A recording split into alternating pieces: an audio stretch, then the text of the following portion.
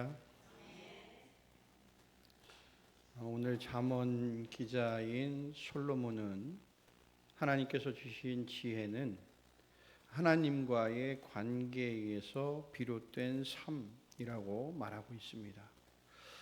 다시 말씀을 드리면 하나님을 신뢰하고 모든 일에 그를 인정하는 것이 지혜의 시작임을 강조합니다.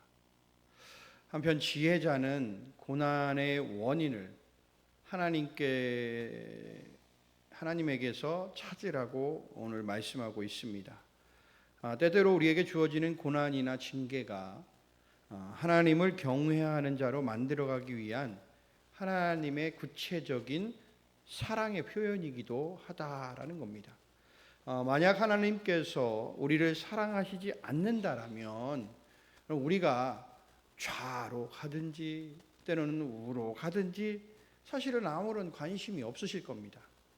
그러므로 지혜는 오늘 은이나 금보다 귀중하고 또 생명나무와 같고 지혜를 가진 자는 복이 있다라고 오늘 이렇게 말씀하고 있는 겁니다.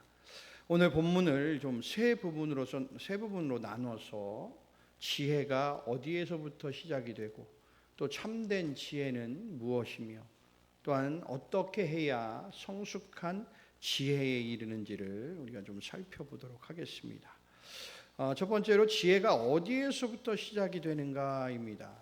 여러분, 모든 사람들은 지혜로운 삶을 살기를 원합니다. 어떤 선택이 올바른 선택인지, 어떻게 사는 것이 행복한 삶인지, 또 무엇이 성공의 길로 가는 것인지 지혜로운 선택을 하고 싶어 합니다. 그러나 세상이 말하는 지혜는 상황에 따라 변하고 또 성공과 실패에 따라 흔들리기도 하다라는 거예요.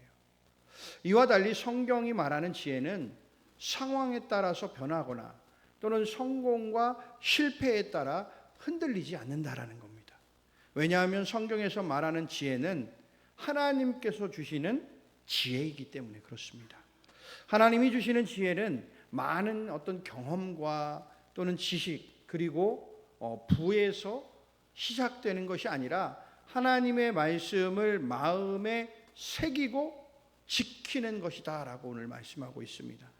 본문 1절부터 4절 말씀에서 지혜로운 삶을 살고자 원하는 믿음의 자녀들에게 하나님의 그 지혜의 원리를 우리에게 알려주고 계세요. 1절 말씀을 보면 말씀을 잊어버리지 않고 마음으로 말씀을 지키는 것이 지혜의 시작이다라고 말씀하는 것이죠. 지혜는 머리에서 시작되는 것이 아니라 마음에서 시작됩니다. 그러니까 머리로만 아는 것은 여러분 지식이라고 말할 수 있어요. 지식. 그러나 마음에 새긴 말씀은요, 삶을 변화시키는 지혜가 된다라는 것입니다. 그러니까 말씀을 잊어버리지 않는다라는 것은요, 반복해서 계속 묵상하는 거예요. 그러니까 말씀을 삶의 중심에 두고 기준으로 삼는다라는 겁니다. 기도하면서 그 말씀을 끝까지 붙드는 거예요. 그러니까 말씀을 잊어버리는 순간에 우리는 내가 자기 스스로의 판단과 감정과 그리고 경험에 의지하게 되고 결국 지혜로부터 멀어지게 된다는 것입니다. 그러나 하나님의 말씀을 잊지 않고 마음에 새기면 모든 상황 속에서 인생의 올바른 방향과 그 가는 길을 잃지 않는다라는 것입니다. 2절부터 4절의 말씀에서 하나님의 말씀을 잊어버리지 않고 말씀을 지키는 자에게 주시는 은혜의 말씀이 나와요. 그것이 첫 번째로 장수의 복이에요. 장수의 복. 이 복은 그냥 단순한 그냥 오래 사는 것이 아니라 하나님께서 함께 보호해 주시는 삶을 이야기하는 겁니다. 또 평강의 복이에요. 세상이 줄 수 없는 우리 영혼의 평안을 이야기합니다. 아무리 많은 것을 가져도 불안하게 살아가는 사람들이 너무 많아요. 여러분, 부자라고 해서 여러분들 마음이 평안할까요? 그렇지 않다라는 겁니다. 여러분, 우리가 말씀대로 살아가면 하나님께서는 반드시 우리의 인생을 책임져 주신다라는 거죠. 그러니까 세상의 모든 것이 변해가도 하나님이 주시는 그 약속의 말씀은 절대 변하지 않는다라는 것입니다. 그러니까 지혜로운 사람의 삶에는 또 오늘 반드시 인자와 진리, 그러니까 사랑과 신실함이 나타나게 된다는 거죠. 이 두 가지는 사실 우리가 하나님의 성품이라고 말할 수 있는데, 우리가 말씀을 지킬 때 삶에 그냥 자연스럽게 드러나는 열매로 나타나게 된다는 겁니다. 여러분, 사랑이 있는 사람은요, 다른 사람을 살리고 세워줘요. 그리고 신실함이 있는 사람은 말과 행동이 일치하는 어떤 신뢰의 삶을 살아갑니다. 자, 이런 사람은 하나님 앞에서도 사랑받고 인정받고 사람들 앞에서도 신뢰를 얻는 귀한 삶을 살아가게 된다는 것이죠. 여러분, 말씀이 우리 안에서 성품으로 나타나게 될 때에 여러분, 우리는 축복의 통로로 살아갈 수 있게 된다는 겁니다. 지혜의 시작은 말씀을 여러분 마음에 새기는 겁니다. 지혜의 길은 그리고 말씀을 지키는 거예요. 지혜의 열매는 사랑과 신실함을 드러내는 삶을 살아갈 때 지혜의 열매가 맺게 되는 거예요. 그리고 매일의 삶에서 말씀을 우리 마음판에 새기고 그것을 지켜서 하나님이 주시는 지혜의 삶을 살아가는 복된 귀한 성도님들이 되기를 간절히 소원합니다. 두 번째는 참된 지혜는 하나님을 전적으로 신뢰하고 인정하는 것이 참된 지혜다라는 겁니다. 우리가 살아가는 시대는 그냥 딱 두 가지예요. 참, 거짓. 그럼 중간이 없어요. 이 사람 이게 참이 있다면 거짓이 여기에 반드시 존재한다라는 겁니다. 그러니까 자칫 우리가 분별력을 잃어버리게 되면 거짓을 참으로 알게 된다라는 거예요. 그것에 여러분들 이 거짓을 가지고요, 참으로 알면 막 거기에 죽기 살기로 매달려요. 그러니까 모든 인생을 허비하고 결국 죽음에 이르기도 한다라는 거죠. 참된 지혜는 오늘 5절 말씀에서 이렇게 말씀하세요. 너는 마음을 다하여 여호와를 신뢰하고 내 명철을 의지하지 말라. 아멘이십니까?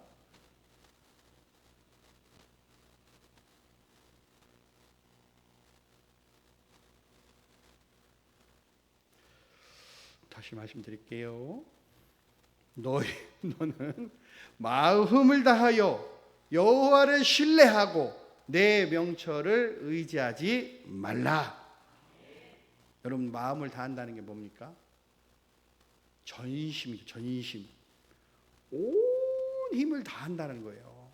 여러분, 어떤 부분적으로 어떤 상황에 따라서 또는 필요할 때만 신뢰하는 것이 아니라 모든 영역에 있어서 하나님을 의지하는 것, 이게 여러분들 우리의 마음을 다하는 거예요. 이게 전심을 다한다라고 이야기하는 겁니다.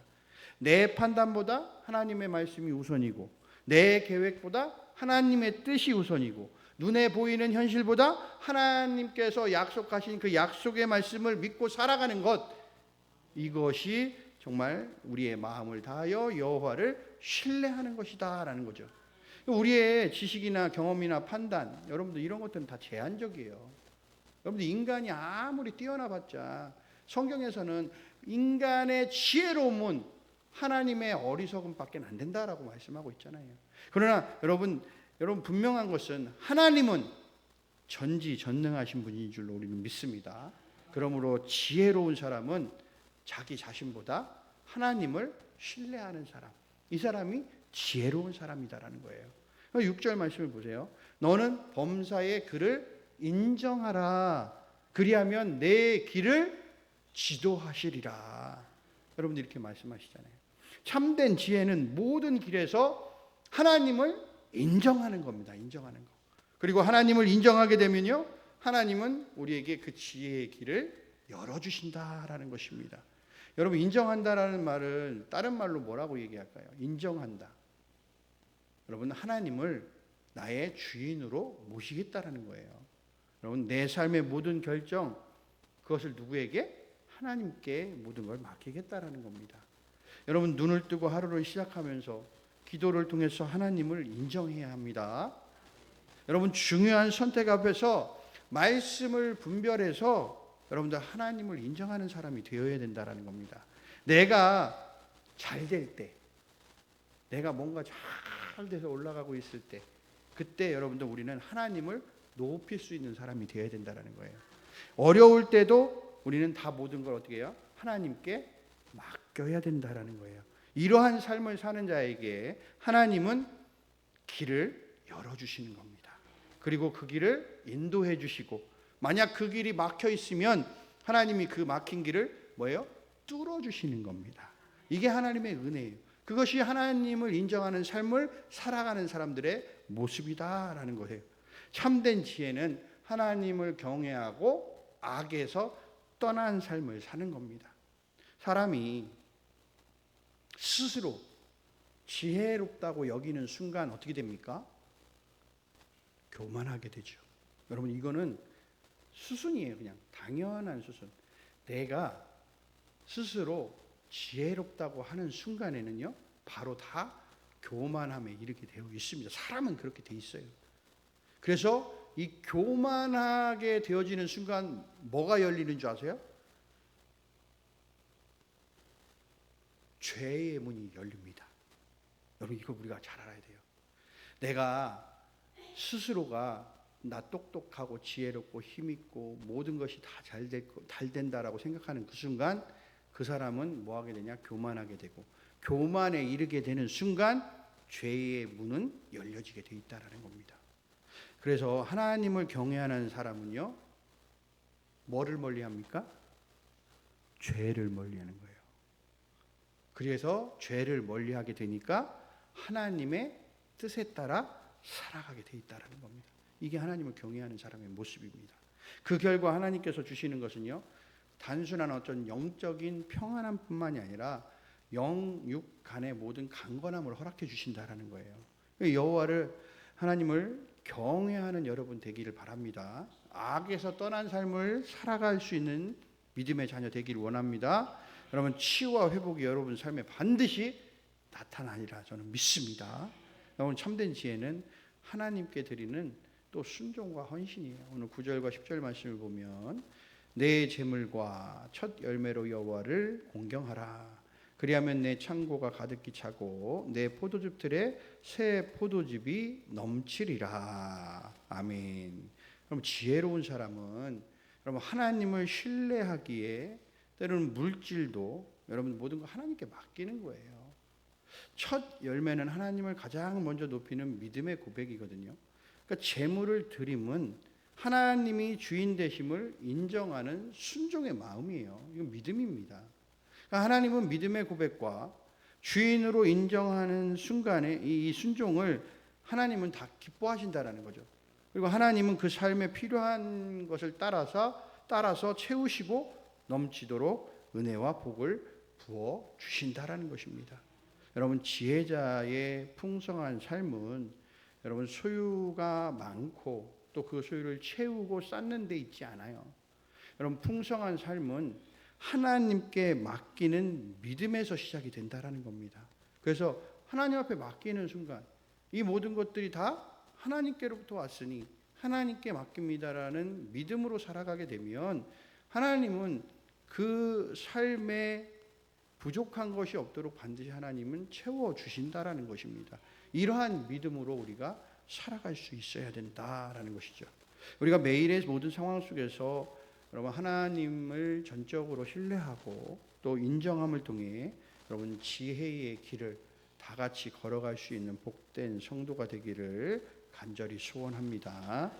세 번째는 성숙한 지혜는 하나님의 징계를 사랑으로 받아들이는 겁니다. 그러니까 사람은 누구나 징계를 싫어해요.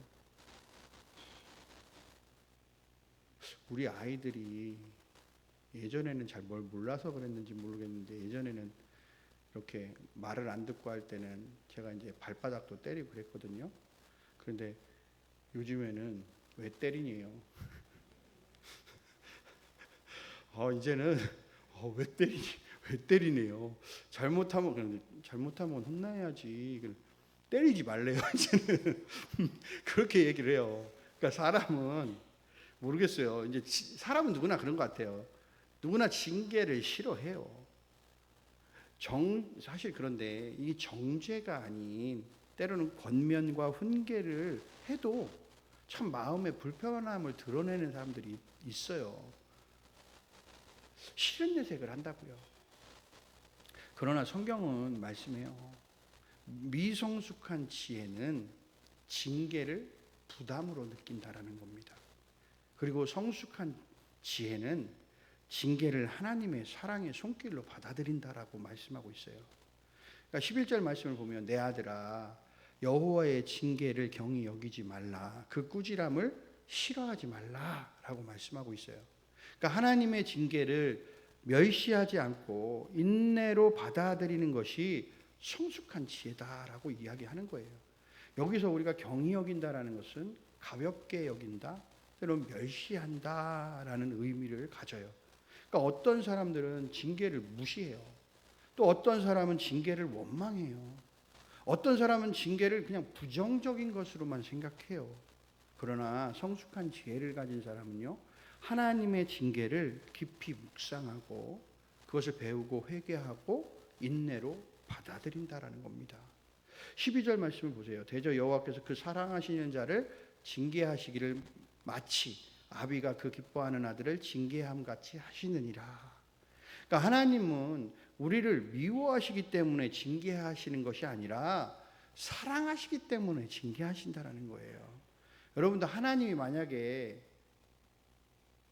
징계를 안 하시고 바로 심판을 하신다고 생각해 보십시오. 그럼 그거는 그냥 끝나는 거예요. 그냥 지옥, 끝이에요. 그냥 심판, 지옥. 근데 우리가 때로는 살아가면서 하나님을 의지하지 않고 자꾸 좌로나 우로나 치우치면서 세상적인 것에 타협하고 세상을 향해 바라보며 그 길로 가다 보면 하나님은 우리를 다시금 온전한 하나님이 원하시는 길로 우리를 다시금 이끌어 가시기 위해 징계를 하신다고요. 근데 이 징계라는 것이 만약에 사랑하지 않는다라고 그러면 안 하실 거예요. 그렇지 않나요? 좌로 가든 우로 가든 뭔 상관이야. 내가 이 사람 사랑하지 않는데. 우리도 마찬가지로 내가 부모된 입장에서 내 자녀가 잘못을 행할 때에 그 잘못된 길로 갈 때에 잘된 길로 옳은 길로 가라고 때로는 징계할 수 있잖아요. 근데 그 징계가 내가 이 아들이 내 자녀가 미워서 징계하는 게 아니라고요. 이 자녀가 올바른 길로 다시금 갈 수 있게 사랑하는 마음으로 징계하는 것이지, 우리가 어떤 사람이 막 정말 미워서 만약에 정말 관심 없고 미워하고 그러면 내비두죠.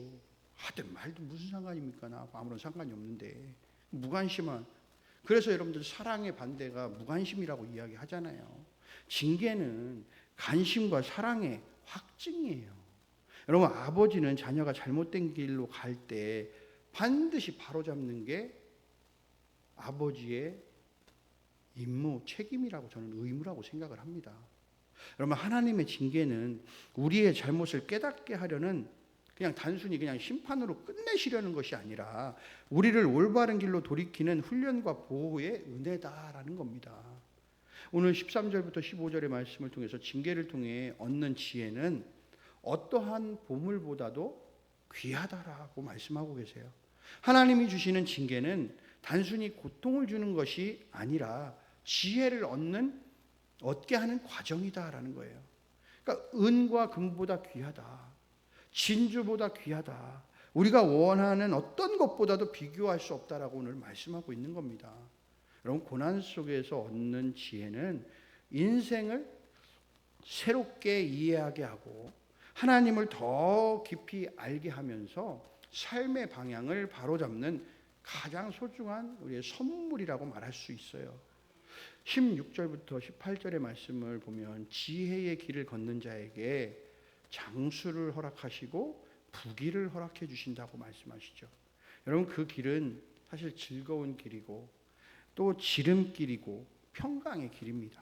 그리고 지혜를 얻는 자에게 지혜는 오늘 생명나무와 같다라고 말씀하세요. 여러분, 이 말씀이 뭡니까? 지혜를 얻는 자에게는 천국을 소유한다라는 거예요. 사실 오늘 말씀에서 나오는 이 지혜는 예수 그리스도라고 말할 수 있어요.